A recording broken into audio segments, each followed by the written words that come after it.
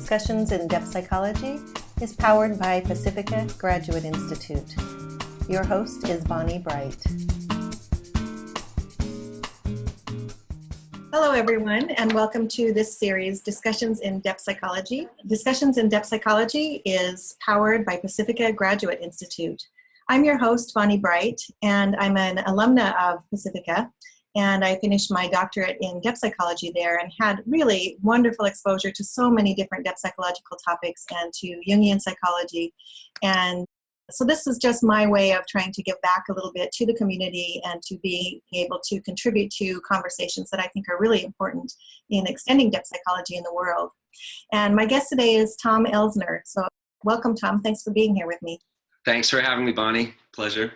Well, it's great to see you. I have to say, in full disclosure, you were one of my professors when I was at Pacifica several years ago. We won't say how many, but it was really a wonderful experience because the class that you were teaching was on alchemy, and that's one of the things that we're here to talk about today.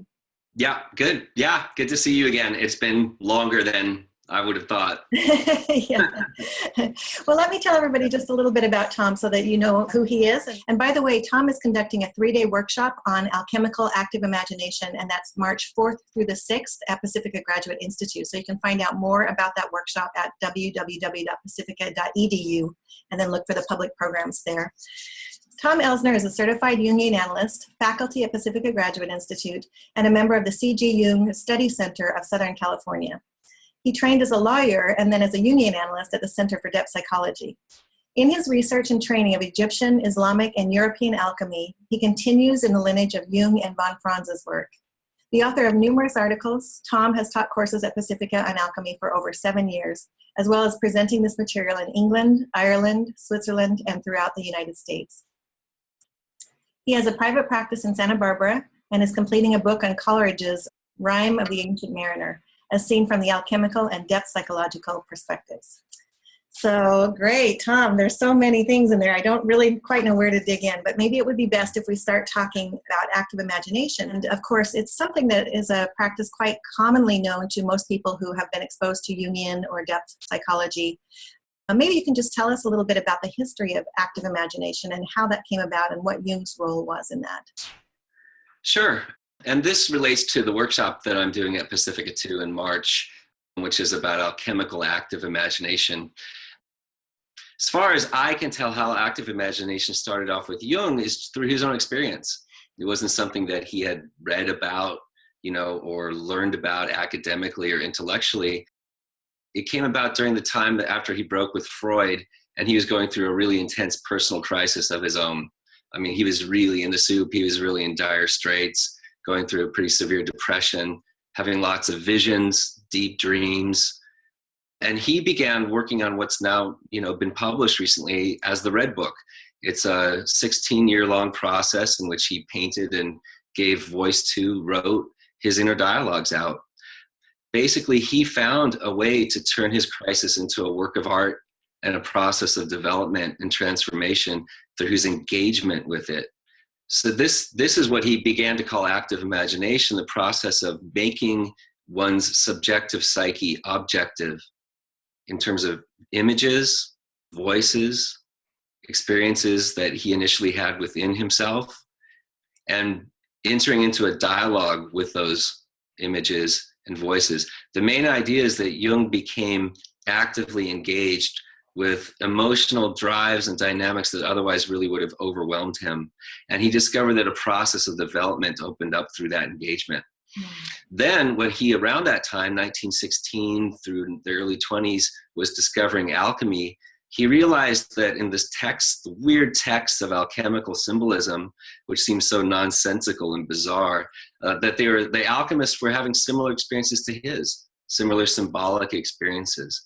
So the imagery of alchemy, he saw that in his own dreams, in his own paintings, in his own fantasies, and the dreams and fantasies of his patients. So he realized that through alchemy, what was really going on there was a process akin to his own active imagination. It's what alchemy was really about for him. Then he really caught on fire with it once he saw the relevance of alchemy. Yeah, that it's so fascinating to sort of look at the timeline of things because obviously, once he became what we know now to be a psychologist, and was really one of the huge pioneers in the field of depth psychology per se, I think that not everybody really realizes that he had so much influence from many other kinds of fields. He was really trying to make psychology an interdisciplinary field, and he really, I think, greatly wanted to be the scientist at the beginning of his life, at least, and perhaps gave that up a bit as he went along. But this sort of discovery of active imagination, or the development of the process, I don't know if he considered it scientific, but it certainly must have kind of thrown a wrench into the process of what it was that he was trying to do. So that's a really great question. There's so much in what you said. I agree with you absolutely about the interdisciplinary dimension of Jung. And, what we call active imagination became the basis of all the expressive arts therapies. So people that work with dance, with poetry, with, sculpture, with paintings, that has really taken off in the general psychotherapeutic world was in part inspired by Jung. The science part is really interesting because, yes, Jung always considered himself a natural scientist. And the alchemists, remember, were really the natural scientists of the Middle Ages. They thought of themselves as scientists.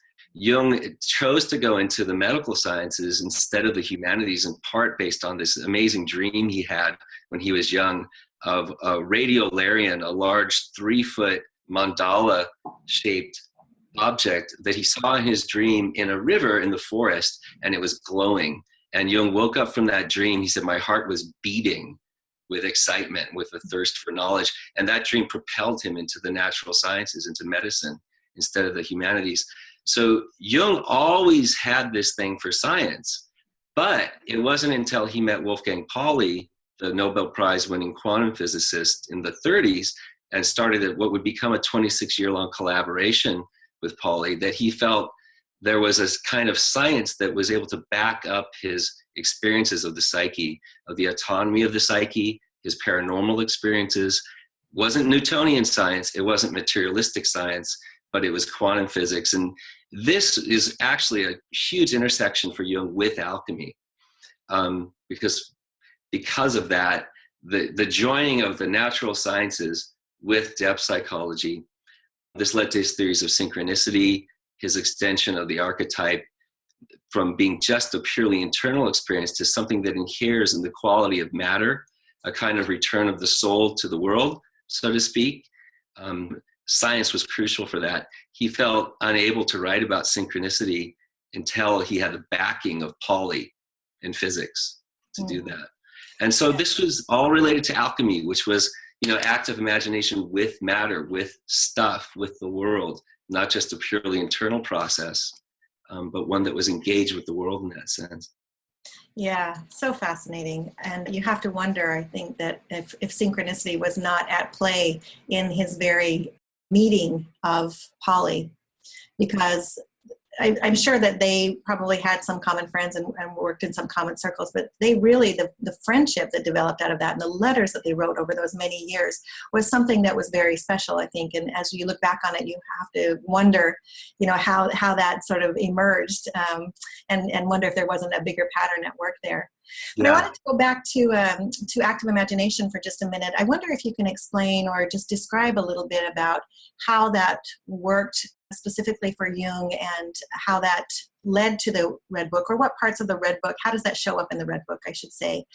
Mostly I asked that because I attended a fascinating course once on the Red Book that went through all of the images and a lot of the different drawings that Jung had done.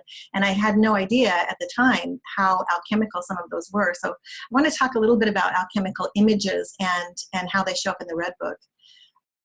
And one more question, not to draw this out too much, but maybe you can throw it in there if you think about it a little bit. And that is, you had mentioned that active imagination is in part about making the subjective psyche objective. And so what does that mean in sort of layman's terms? How would you describe what that looks like? Well, I mean, instead of just being depressed, say, and being overcome by a depression, it's the capacity to imagine a depression, to turn it into an image. What does it look like? What is it saying? Where is it in your body? So that you make the mood, so to say, your object. You aren't just the passive victim of it, but you're engaged with it as an exterior thing, as something that you're not identical to. So active imagination starts off as a meditative practice. You can close your eyes, clear your mind, maybe think about the emotion that's overtaking you. Say it's a depression. Allow yourself to start to feel what that really is feeling.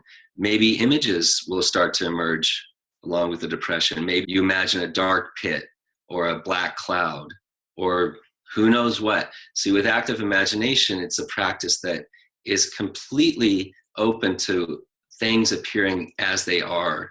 It's not a guided meditation. No one's telling you what you should see. There's no dogma saying what you should do if you see this or that. It's just empirical. It's just completely open to whatever appears to you. And then the important piece that Jung did, especially in the Red Book, was then not just viewing those images like passively as if they were a movie flashing before your eyes, but Jung stepped into that inner world of fantasy with his real personality. And there's a great German word that I've always loved to describe that, which is the Auseinandersetzung. It's the wrestling one another with the psyche. So that's what you really see in the Red Book in Jung's dialogues. Say a feminine figure, Salome, that Jung later would call the anima, appears to Jung, and she says, "Oh, Jung, you're the next Christ. You're the next Messiah." And Jung doesn't just accept that. He says, "That's crazy. That's madness." And he starts having an argument with her, having it out. And that became Jung's idea of, through the interaction of conscious and unconscious, a process can take place that can unify them and produce a synthesis of something new. So, for instance, Jung got very upset with people that would start to do active imagination, but just would passively watch the inner world flow by. One man, for instance, said, Jung, a patient of Jung's, he said, "Oh, I saw something in active imagination." Jung said, "What is it?" "I saw my fiance walking along an ice field over a frozen lake, and then the ice cracked and she fell in." And Jung said, "Well, what did you do?" He said, "Well, I just watched her fall in." And Jung got mad at him. He said, "What would you do if that was real life?" Because it's real life. It's real inner life. It matters what you do. So that's the active part of stepping into this inner dream world with your real personality. And engaging. I mean, it's absolutely critical to engage. And in fact, I know that some people have some, maybe not concerns, maybe they are, but some compunction about even the way that you go about active imagination. For example, I remember hearing that Robert Johnson, who is quite a well-known Jungian, has even some sort of rules for himself where before he steps across that threshold, he recommends that you do something to sort of create boundaries or a delineation or a container in which that work can take place. For example, I always heard that he put on like a lab coat or some kind of a special coat so that he would know when he was kind of ritually preparing to go into an active imagination, and then he could take it off when he stepped out to really be able to differentiate between the two. No, that's great. I hadn't heard that. I think that's very good. One of my teachers in Switzerland said that you should only do active imagination for 20 minutes or 30 minutes maximum, because if you're really doing it right, it's hard work. You're not just zoning out. And it's great to have that ritual structure to it. So you step into it and then you step out of it. And it's very important to be able to do both. Jung in the Red Book said, for instance, "I only went into the desert at night." That meant into his inner world at night. During the day, he had his practice and his family and his normal grounded life. And then also he was able to go into this inner world of the imagination. It's very important also to you write down what you are doing or paint it or give expression to it in some way. And then let that painting, say you make a painting based on your inner work, hang that up in your room somewhere. Let it stare at you. Let it work on you. Jung's main idea with it is that active imagination should produce an effect. If you really put yourself into it, it has a magical effect on the personality, the images that come out. Yeah, that's great. I love that idea of letting it stare at you, because of course that brings in the whole idea of a dialogue and how the things are interactive and interconnected on so many levels. That's for sure. Yeah. This mysterious connection between inner and outer is really what we're talking about, that we don't fully understand. Yeah, I'd like to spend a little more time talking about that, but maybe before we go there, it might be helpful to just briefly look at alchemy itself. We haven't done that as much as we have done it with active imagination. So can you share a little bit about what alchemy is, I guess, traditionally in a more traditional sense, and then also how Jung viewed it? Sure, that's a great question. So alchemy is a tradition that exists all over the world. There's Chinese traditions of alchemy. There's Hindu, Indian traditions of alchemy. The one I'm most familiar with is in the Western tradition. And that really started in ancient Egypt over 2,000 years ago when the Greeks explored Egypt. Alexander the Great conquered Egypt, and the Greek philosophical ideas really began to merge with the Egyptian magical practices. The Egyptians were really good at mummification rituals, craft traditions. They were good with matter, with making things. And the Greek philosophical ideas like the four elements, for instance, began to, in a synchronistic way, combine with the Egyptian magical practices. And that was the start of alchemy, the synthesis of Greek and Egyptian cultures. The alchemists in the West, starting in Egypt, were writing in Greek, and they were Christians. And so from the very start there, they were really working with what we today call the shadow side of their religious traditions and of their cultures. This continued with the Islamic world. When the Islamic world conquered Egypt in the 7th century, the Islamic world discovered alchemy and translated the Greek texts into Arabic, and then brought those traditions into Europe when the Islamic world was in Europe in the Middle Ages. The Jewish and Christian cultures in Europe rediscovered alchemy that way and translated the Arabic texts into Latin. And then Jung, of course, in the 20th century, rediscovered alchemy after a period of a couple hundred years where he had fallen out of favor completely due to the rise of science as we know it and the Enlightenment. Alchemy became nothing but a superstition. Jung rediscovered it as psychology in the 20th century. And, his initial impression of alchemy was, well, it's ridiculous if you think of it as chemistry. It makes no sense.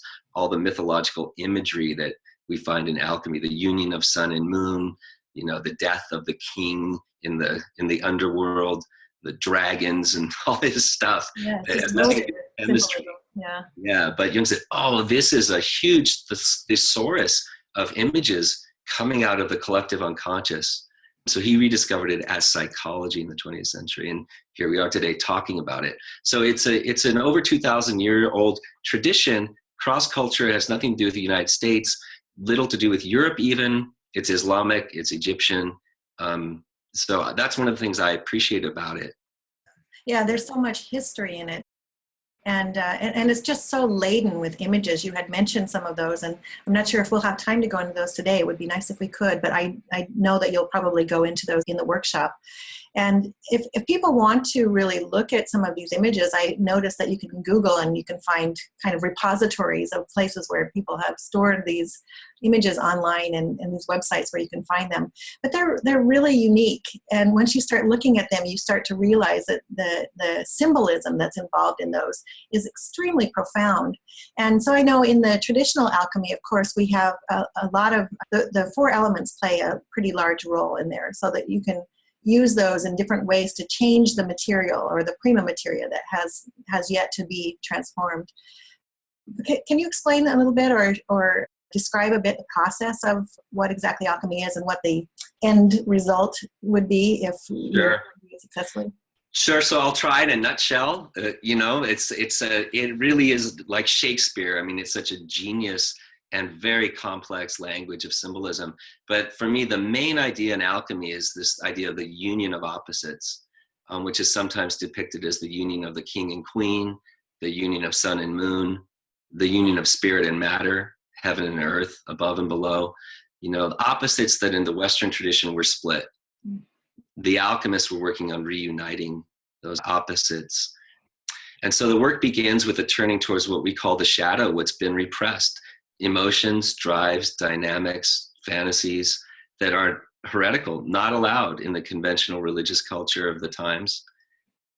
And that includes a discovery, as we see in Jung's Red Book, of the whole lost feminine world of the unconscious. Lots of feminine imagery appears in alchemy. The alchemists tried to turn towards what was repressed and engage with it in the hopes that a union of opposites could come out of it. And that's symbolized by the Philosopher's Stone, which is this enigmatic symbol of paradoxes.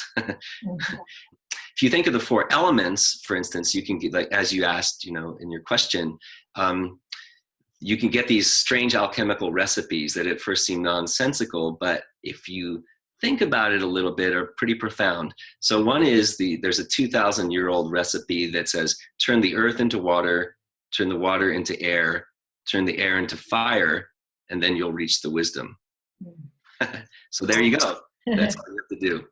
But if you think psychologically or symbolically or metaphorically, the earth is what's most solid. It's what's most dense. Brute facts, you know, so you could say raw drives, symptoms, a depression, an addiction, just where you're stuck in the concrete and literal.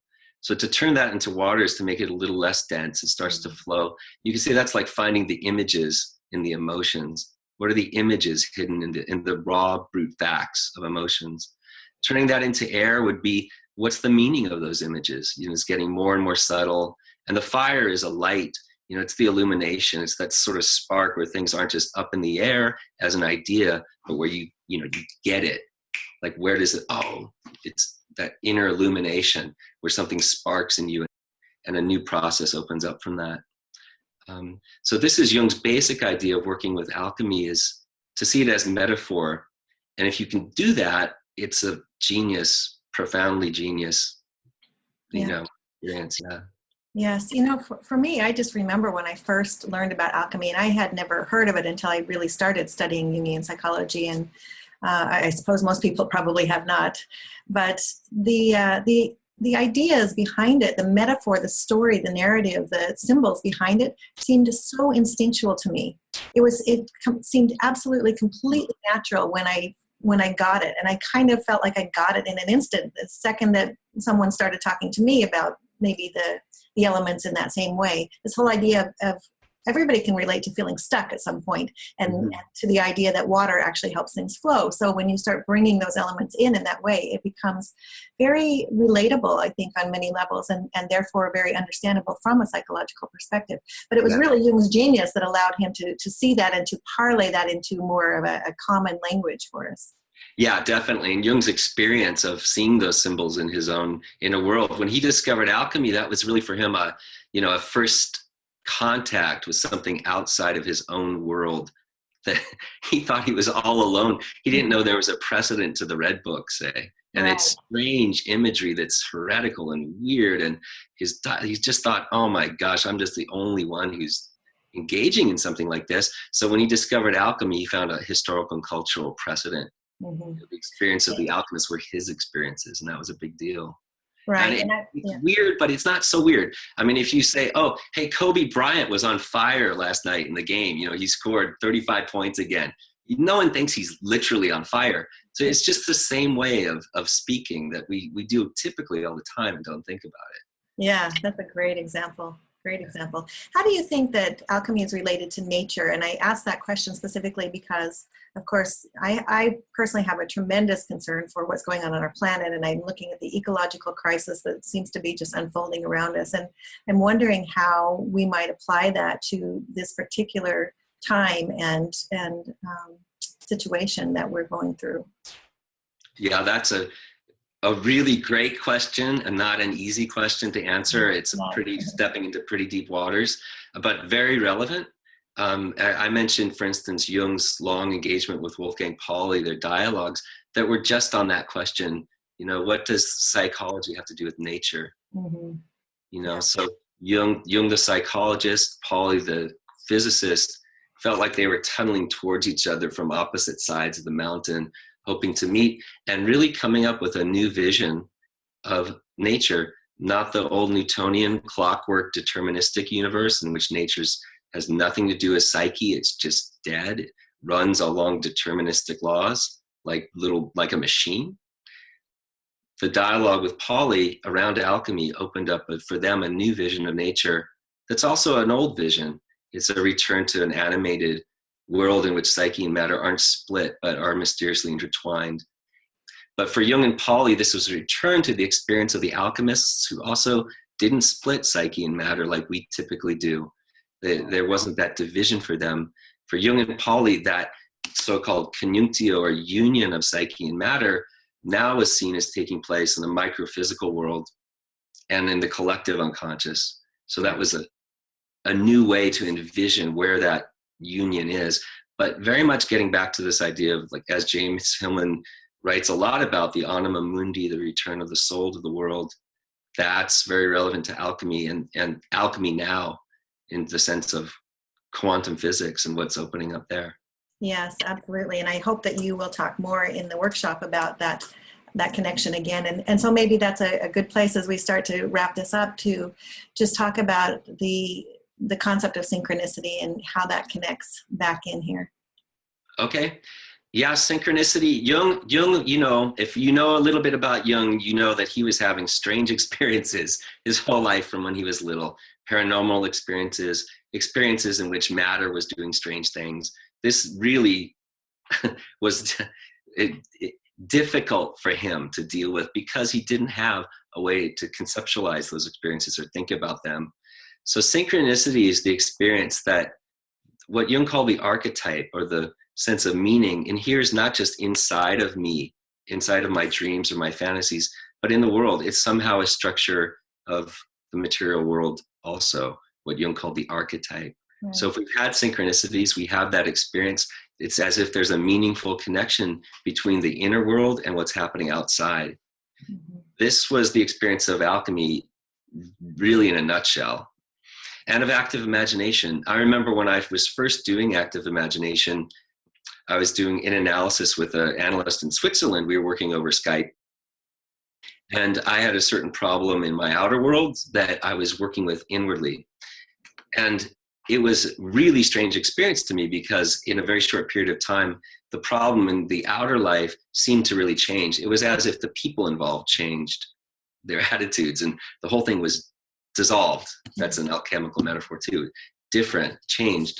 And I told this analyst in Switzerland, I said, you know, this was a weird experience for me. It's like magic, what happened. And I thought he would say, well, you know, that's projective identification, or let me explain why it seems that way. But instead he just said, yeah, it is. You know, and magic just means the inner and outer worlds are connected in a way we don't understand yet. Yeah. Yeah, it's the invisible world at work, and those patterns that are all around us at all times. And yet, if we don't have the eyes to see, then we don't necessarily notice those linear connections, because they don't exist to the naked eye, right? That's a really good point. Yeah. It's a change in consciousness, a new way of seeing, a new perspective. And if we are able to do that, the outer world, you know, things work out differently. Yeah, it begins to align in a whole new way. Yeah. That provides that context and meaning that we so desperately need in this individuation process that we're in our journey of life. Yeah. So that's what we'll be going for in the workshop in March, is that exploration inwardly, outwardly, and the connections between the Fantastic. It's great. It's really great, Tom. I just love the work that you're doing. I mean, it's just so rich and profound, and I think that everybody can benefit from knowing this. So thank you so much for spending the time to talk to me today. And Oh, my pleasure. Thank you, Bonnie. Thanks so much. Bye.